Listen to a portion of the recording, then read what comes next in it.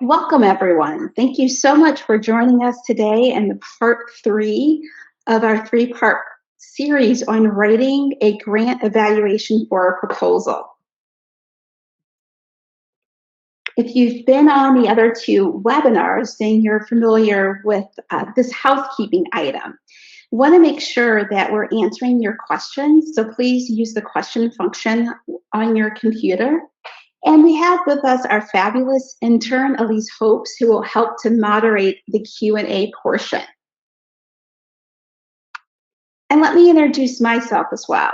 I'm Lana Rux. I am principal consultant of the Rux Group, and we're a research and evaluation firm that gathers, analyzes, and interprets data to enable our clients to measure the impact of their work.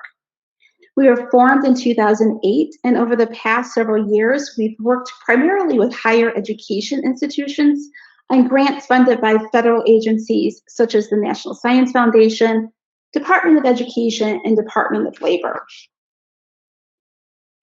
Now, the purpose of this webinar series is really wrapped around 3 objectives. One, I wanted to provide an organizing framework to be able to understand the various evaluation terms that are often used. And then I also wanted to provide a formula for writing evaluation plans. And then taking that together really was hoping to reduce the evaluation angst. And then towards those 3 objectives, making sure that we're answering your questions. So again, make sure to use that question function. So let's get started by a quick recap of what we went over in the last webinar. In the last webinar, I reinforced a framework for thinking about an evaluation plan that was really centered around 6 elements. The first 2, which are the foundations, which we covered at the beginning of the month, focused on the theory of change and evaluation questions. The next 2 that we focused on the last webinar is focused on evaluation design, data gathering, and analysis. And then in this final piece, the finale, we're going to focus in on use of findings as well as the operational approach.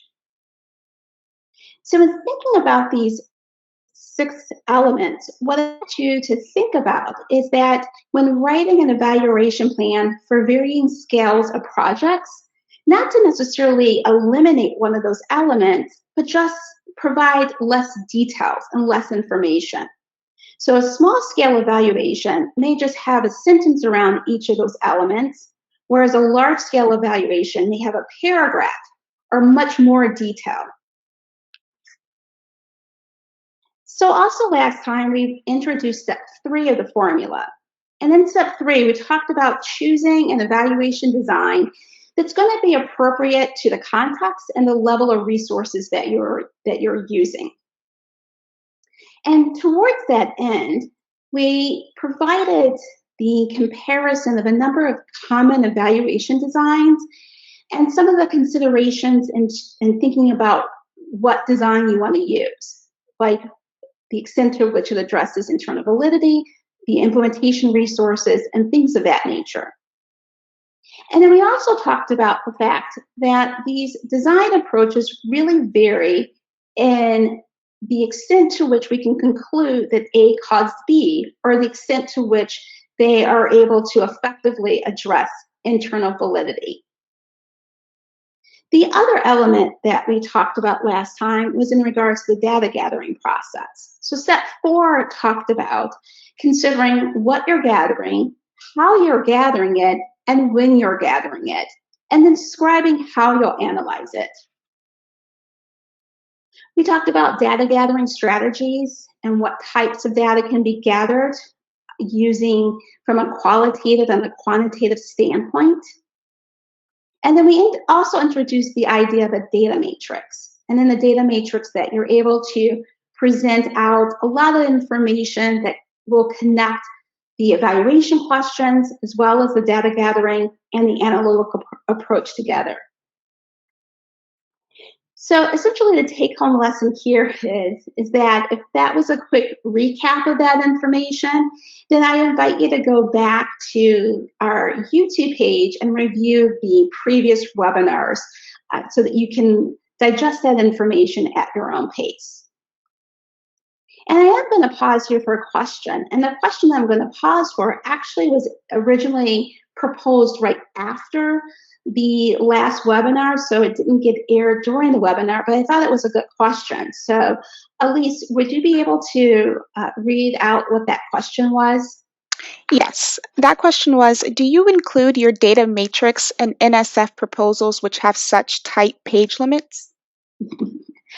Yes, we do. And I thought that was a good question because with any of these elements that we're talking about, there's a real practical component, which is you have to think about the spacing and the space limitation associated with it. And so, yes, I do include the data matrix in the NSF grants that we propose or that we are written into.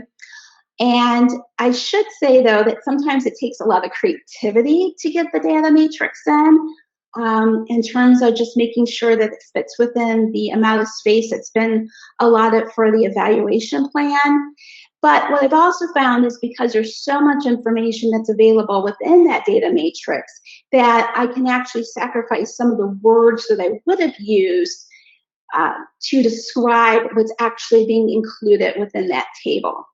So I thought that was a great question, so thank you for asking that.